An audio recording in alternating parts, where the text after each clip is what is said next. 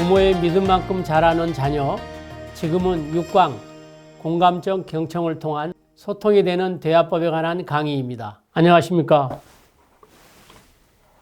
장석진 장로입니다. 저는 우리 교회에서는 남전도연합회 회장으로 섬기고 있으며 사회에서는 교육전청 학교폭력대책심의위원회 소위원장으로 활동하고 있습니다.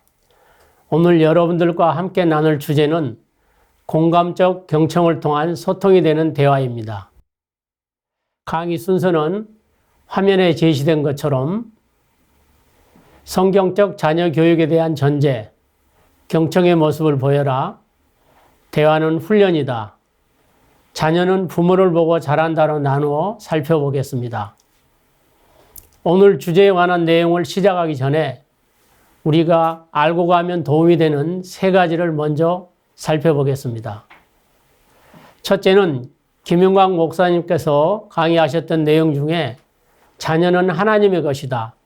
그리고 우리는 죄인이고 하나님의 청직이다라는 전제와, 둘째는 대화와 교육과의 관계, 셋째는 남녀 간의 발달에는 어떤 차이가 있는지 알아보고 오늘 주제로 넘어가겠습니다.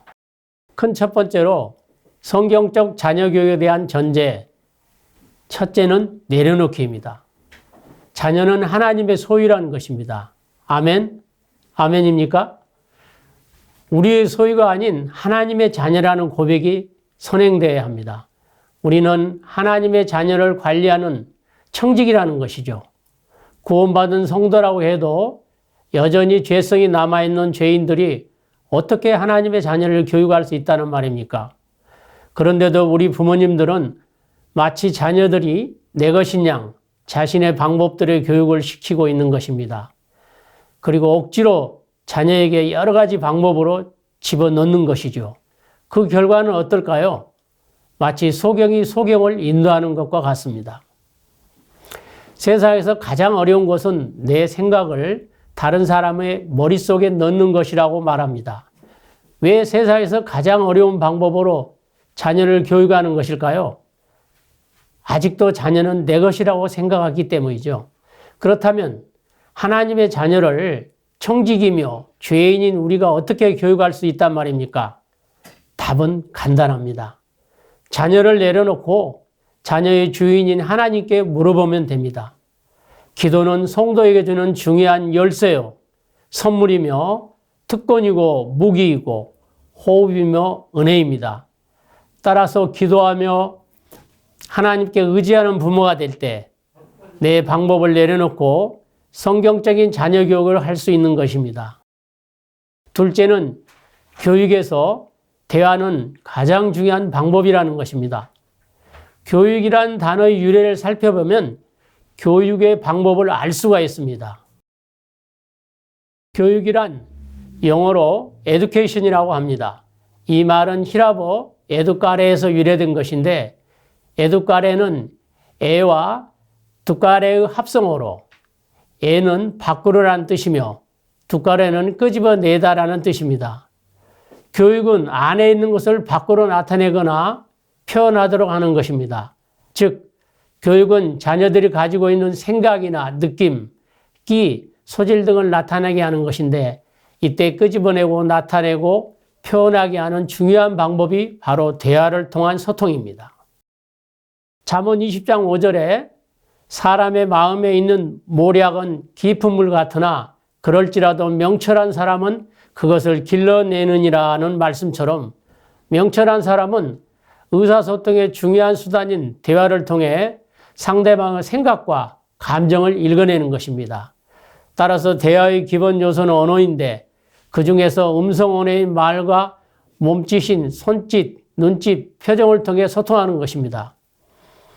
부모와 자식, 선생님과 학생, 친구와 친구와의 대화를 통해 자녀가 가지고 있는 것을 나타내게 하는 것이 교육이라면, 자녀 교육을 위해서 얼마나 대화가 중요한지, 어떻게 대화를 해야 소통이 이루어지는지 답을 찾을 수 있을 것입니다.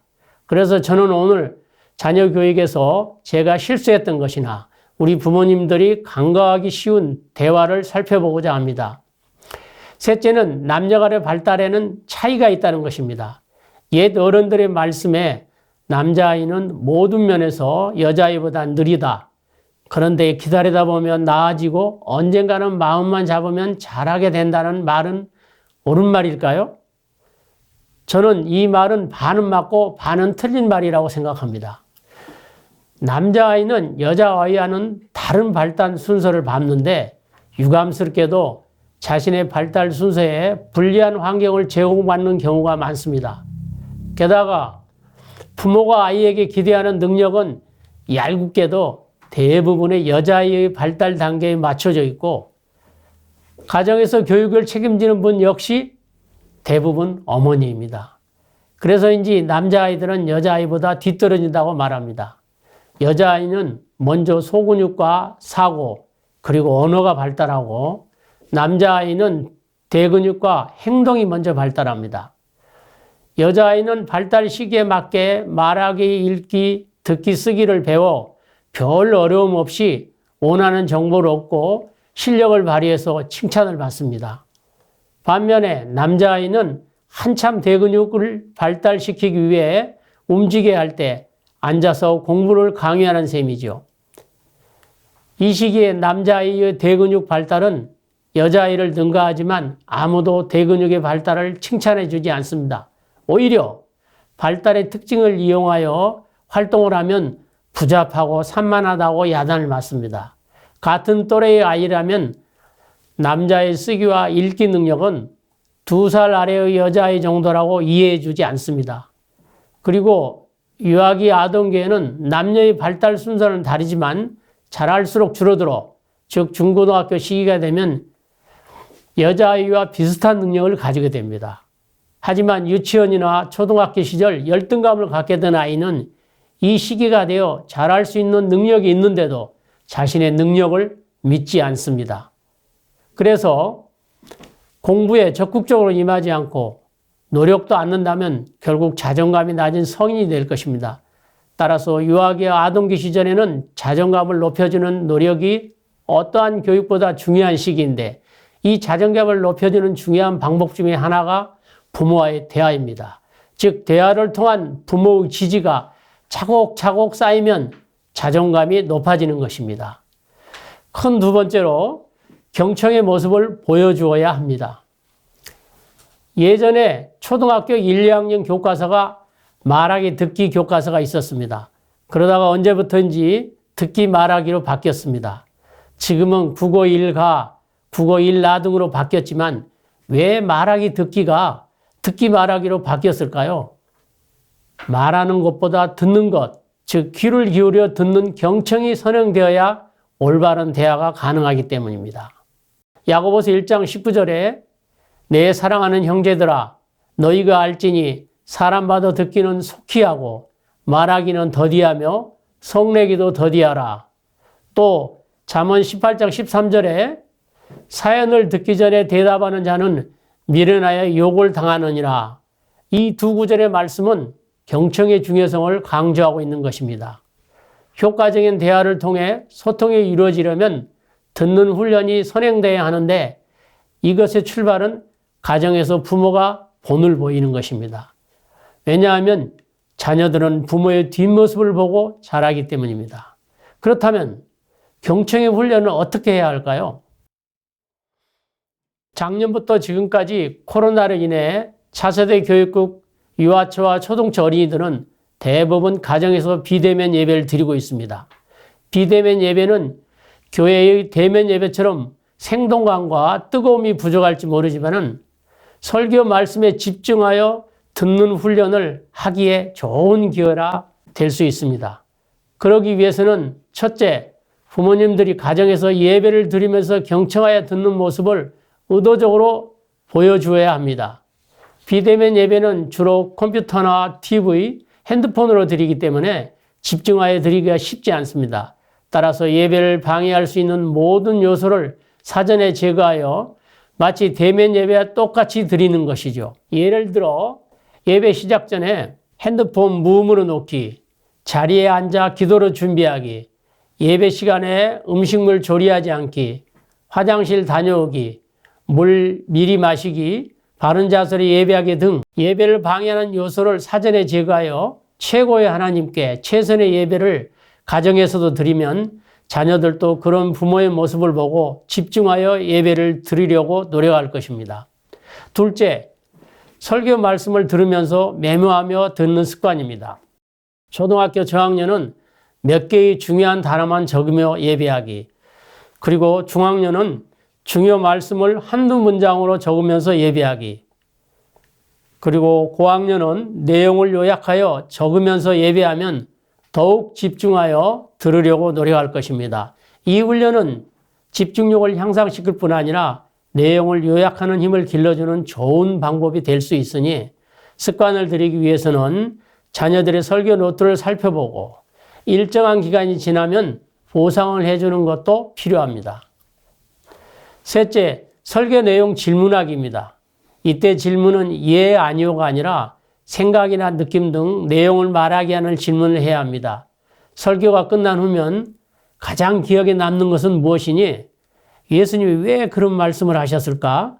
민수라면 어떻게 했을까? 등으로 질문을 하면 말씀을 다시 상기시키는 효과도 있고 말씀에 집중하여 들으려고 할 것입니다. 넷째, 평소에 주의 깊게 듣고 있다는 것을 행동으로 보여줘야 합니다. 이것은 경청과 대화의 핵심이 되는 부분입니다. 그러면 부모님들을 어떻게 보여주어야 할까요? 첫째는 눈을 보면서 끝까지 들어주기입니다. 부모님들이 간과하기 쉬운 것 중에 하나가 음식을 조리하거나 설거지하면서 그리고 핸드폰을 보면서 엄마 지금 바쁘니까 요점만 말해. 그러면서 대답은 그래서 라고 대꾸하는데 이것은 듣는 것이 아닙니다. 차라리 엄마 지금 바쁘니까 나중에 말하면 안 될까? 라고 양해를 구하는 것이 옳은 방법입니다. 둘째, 감정에 이입된 감탄사를 사용하라는 것입니다. 와, 대단하다. 너무 훌륭해요. 또는 우리 최병락 담임 목사님께서 자주 사용하시는 엄지척 같은 손짓, 몸짓, 어떤 때는 감탄사와 몸짓을 함께 사용하면 더욱 효과적입니다. 셋째, 말하는 도중에 끼어들지 않기입니다. 어린아이들은 중간에 말을 끊으면 연계성이 부족하여 다시 말할 기회를 주어도 이어서 표현하지 못할 때가 많습니다. 또한 어른들도 대화 중에 끼어들면 기분이 별로인데 아이들도 마찬가지일 것입니다. 넷째, 아이의 단순한 말 실수는 무시하는 겁니다.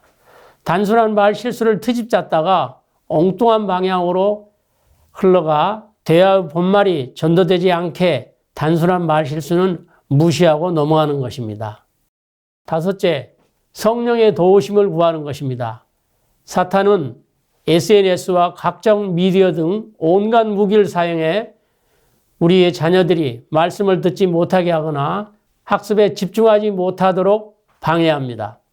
마음이 흩어지고 빼앗기지 않도록 스스로 통제하고 기도로 성령의 도우심을 통해 사탄의 유혹에 넘어가지 않도록 가르쳐야 하며 부모도 함께 기도해야 합니다.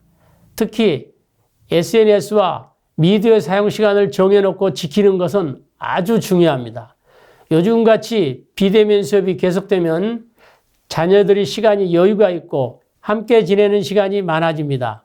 그러면 특정 과제를 해결한 후 시간이 남으면 SNS나 미디어를 습관처럼 사용하려고 합니다. 이때 시간이 남아도 약속된 시간만 사용하고 그 외의 시간은 부모님들이 의도적으로 아이가 좋아하는 놀이나 게임 등으로 함께하는 시간을 갖도록 이끌어야 합니다. 예를 들어 간단한 공기놀이, 수수께끼, 말 이어가기 게임, 또 야구, 축구놀이 등이 있습니다. 또 요즘 서점에는 가정에서 자녀들과 함께하는 놀이에 관한 책도 많이 있습니다. 큰 세 번째로 대화는 훈련이라는 것입니다. 우리 부모님들이 자녀 교육을 위해 많이 참여하는 프로그램인 어머니 학교, 아버지 학교, 좋은 부모 되기, 마더와이즈, 학습 코칭 스쿨, 리더십 훈련 등의 기본은 대화법 훈련입니다. 따라서 제가 자녀들 키울 때 실수했던 것과 부모님들이 자칫 놓치기 쉬운 것들을 살펴보고 올바른 소통을 위한 대화법을 두 가지 소개하고자 합니다. 소통이 되는 대화를 위해서는 습관이 되어야 하는데 이를 위해 연습이나 훈련이 필요합니다. 그리고 습관이 고착될 때까지 반복적으로 연습하는 것입니다. 마치 우리가 성경 말씀을 읽거나 설교 말씀을 들었을 때 그것으로 끝나는 것이 아니라 반복하여 읽고 듣는 것과 같습니다. 대화란 주고받는 모든 말, 음성, 몸짓, 손짓, 표정 등을 도구로 소통하는 것입니다. 따라서 칭찬, 질문, 교정 등도 대화의 일종이라 할 수 있습니다. 그렇다면 소통이 되는 대화를 위해서 할 말과 해서는 안 될 말은 어떤 것들이 있는지 살펴보도록 하겠습니다. 첫째는 분노의 말을 사용하지 않는 것입니다. 아이들이 많이 사용하는 부정적인 말 7가지를 보면 화면과 같습니다. 7가지 말 중에서 특히 문제가 되는 말이 있는데 한번 찾아보시기 바랍니다. 요즘 스포츠 선수의 과거 학교폭력, 줄여서 학폭이 사회적으로 뜨거운 이슈가 되고 있습니다.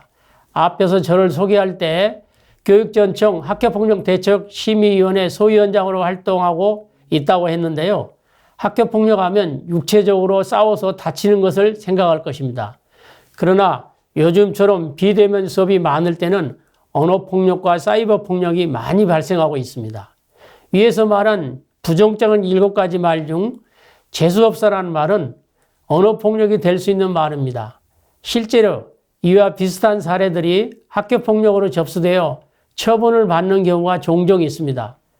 따라서 자녀들이 SNS상에서 주고받는 대화 내용을 가끔씩 살펴볼 필요가 있습니다. 왜냐하면 폭력이 우발적으로 발생한 것도 있지만 사전에 폭력이나 문제가 발생할 만한 단서가 있을 수 있어 미리 예방하는 효과가 있습니다.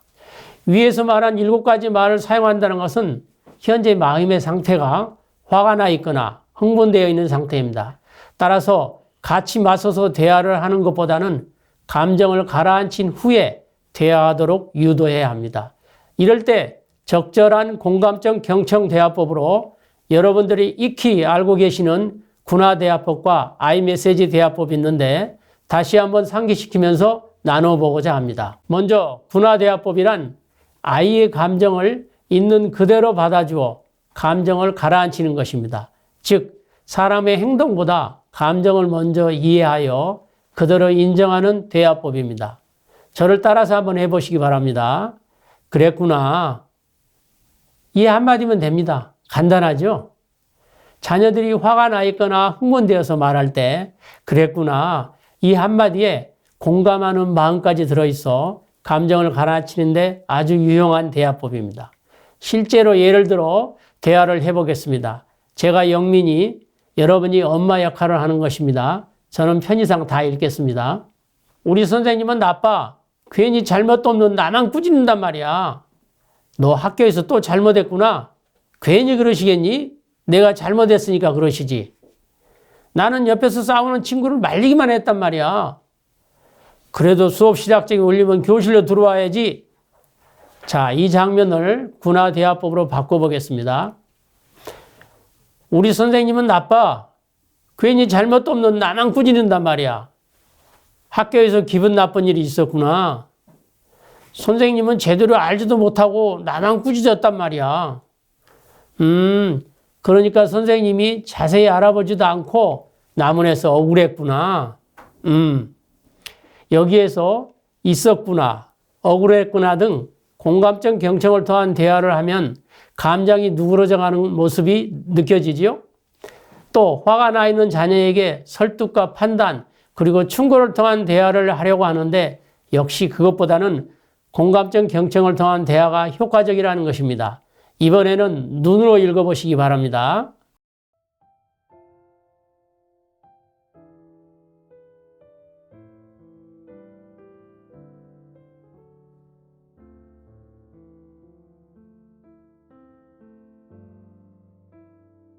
자, 이것을 공감적 경청을 통한 군화대화법으로 바꿔보겠습니다.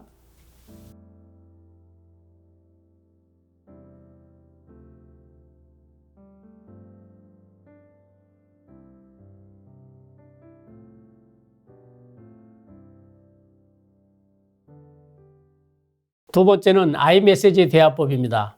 미국의 심리학자 토비스 고든의 대화법으로 상황, 영향, 감정을 포함하는 대화법입니다.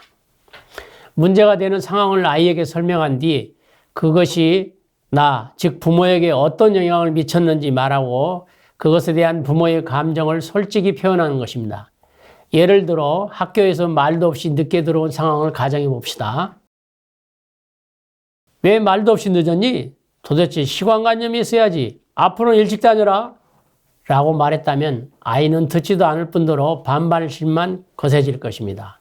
이를 상황, 영향, 감정의 3요소에 맞춰 아이메시지 대화로 바꿔보면 학교 끝나고 연락도 없이 집에 돌아가지 않아서 이건 상황입니다. 엄마는 이리저리 널 찾았단다. 이것은 상황으로 인한 그 미친 영향이죠. 너한테 혹시 무슨 일이 생겼는지 엄마는 많이 걱정했단다.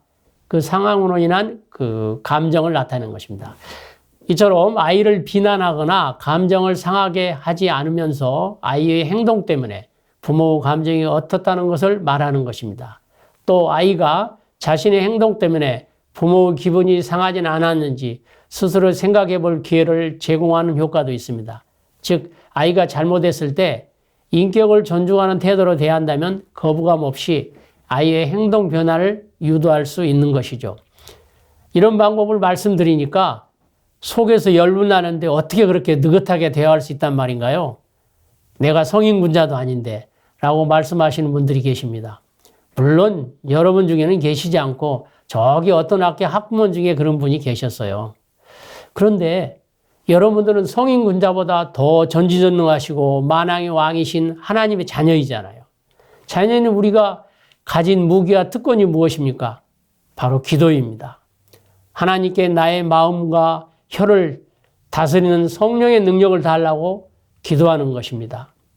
말이 쉽지 그게 그렇게 쉽게 되나요? 먼저 화가 치밀어 오는데 그러면 저는 쉽지 않으니 반복해서 훈련하는 것입니다. 세상에서 하는 일은 쉬운 것이 없고 쉬워 보일 뿐입니다. 라고 말합니다. 두 번째로는 비교하지 않는 것입니다. 형제가 아니든 친구가 아니든 비교는 금물입니다. 비교는 어른도 싫어합니다. 정상적인 애착 관계가 잘 형성되어 자존감이 높은 아이는 별로 문제가 되지 않을 수도 있지만 형제 간에도 경쟁 관계가 성립하면 문제가 달라집니다. 따라서 집에서 나누는 대화 중에 다음과 같은 말들은 사용하지 말아야 합니다. 너는 동생 맛도 못하니? 오빠가 되어서 왜 그 모양이니? 동생 반만 따라가라. 특히 유아기와 아동기의 언어 사용 능력은 여자가 남자보다 2살 정도 빠르다는 것을 명심하고 교육 환경적 측면에서도 여자아이에게 유리한 편이어서 차이를 인정해야 합니다.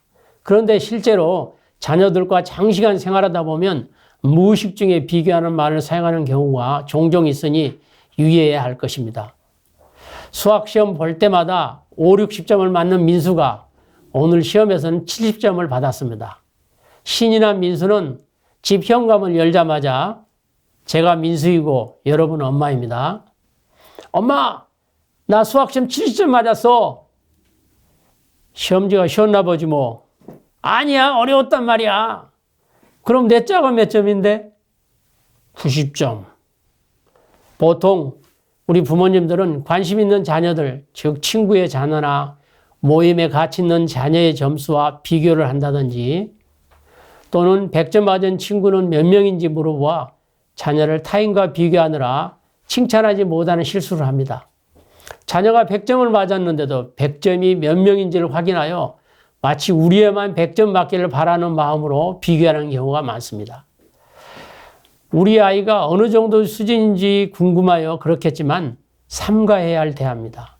저도 자녀 키울 때 많이 했던 실수 중에 하나입니다. 세 번째는 혀를 훈련해야 합니다. 야고보서 3장 8절에 혀는 능히 길들일 사람이 없나니 쉬지 아니하는 악이요 죽이는 독이 가득한 것이라고 말씀하십니다.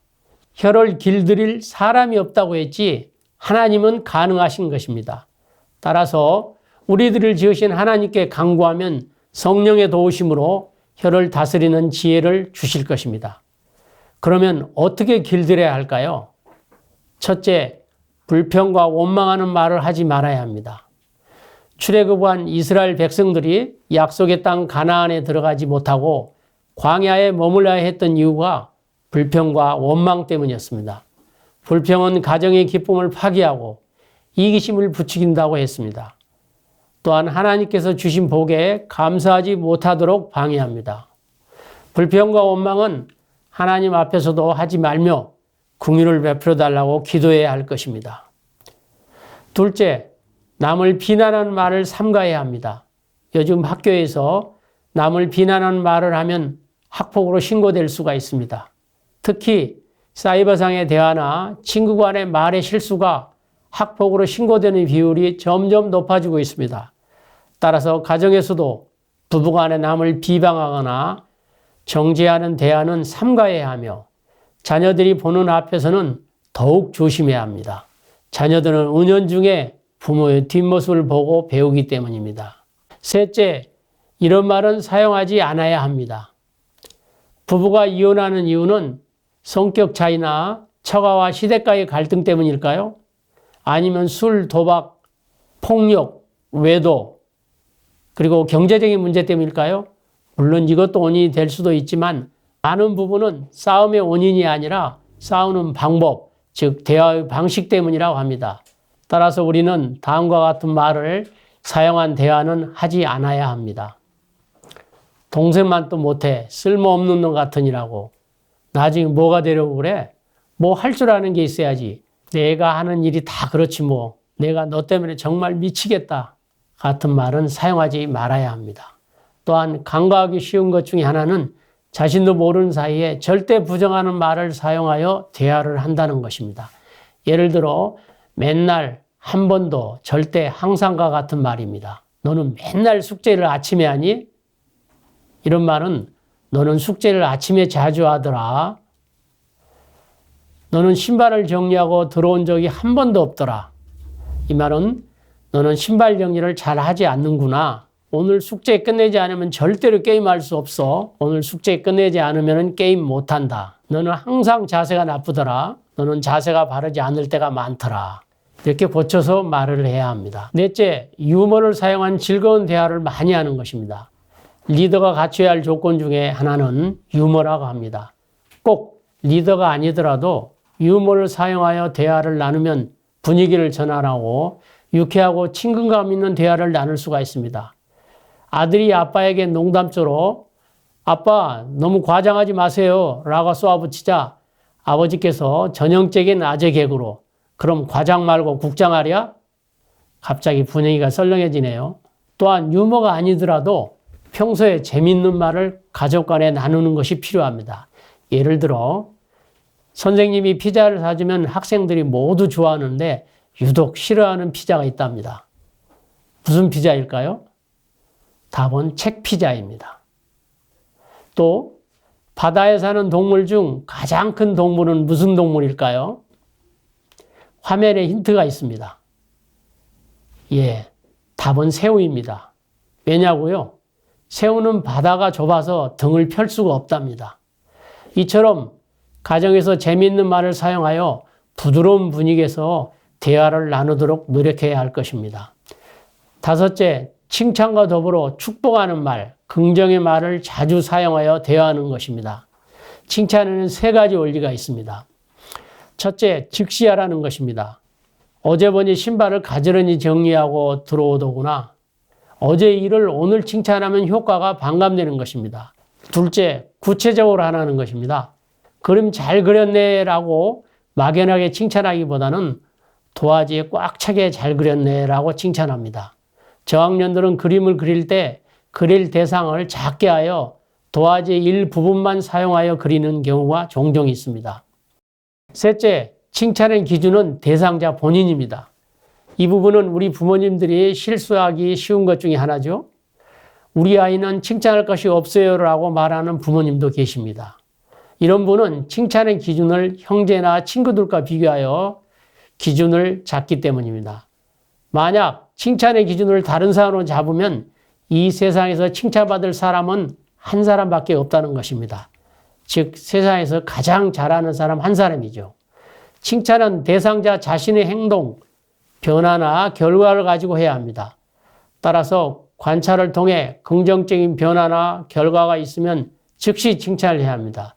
필요에 따라서는 부모님이 의도적으로 쉬운 과제나 일을 제시하고 변화가 있거나 해결했을 때 칭찬을 하는 것도 필요합니다. 어떤 전문가들은 너무 잦은 칭찬은 역효과를 가져온다 하는데 실제로 우리 가정에서 자녀들과 생활하면서 얼마나 많은 칭찬을 하는지 녹음하여 들어보시면 깜짝 놀라실 것입니다. 대부분은 지시하는 말, 교정하는 말, 부정적인 말이 많고 의외로 칭찬하는 말이나 긍정적인 말이 적다는 것을 발견할 것입니다. 따라서 칭찬을 많이 하는 부모님이 소통을 잘하는 부모입니다. 다 같이 소리내어 읽어볼까요? 자녀의 이름을 넣어도 좋습니다. 내가 참 자랑스럽단다. 너는 우리 집의 기둥이야. 너는 주님을 위해 큰 일을 할 사람이야. 넌 큰 일을 해낼 거야. 나는 널 믿는다. 너는 요새처럼 지혜가 있구나. 넌 잘할 수 있을 거야. 너는 정말 믿음직스러워. 너와 함께 할 수 있어 행복하단다. 집에서 하루에 이런 축복의 말이나 긍정의 말을 얼마나 했는지 돌아보시고 오늘보다 내일, 내일보다는 모레가 더 많이 사용하여 대화하는 부모님들이 되시길 바랍니다. 이제 강의를 마무리하겠습니다. 가장 좋은 교육은 부모가 본을 보이는 교육이라고 합니다. 나쁜 교육은 방치이고 더 나쁜 교육은 강요와 억압이라고 합니다.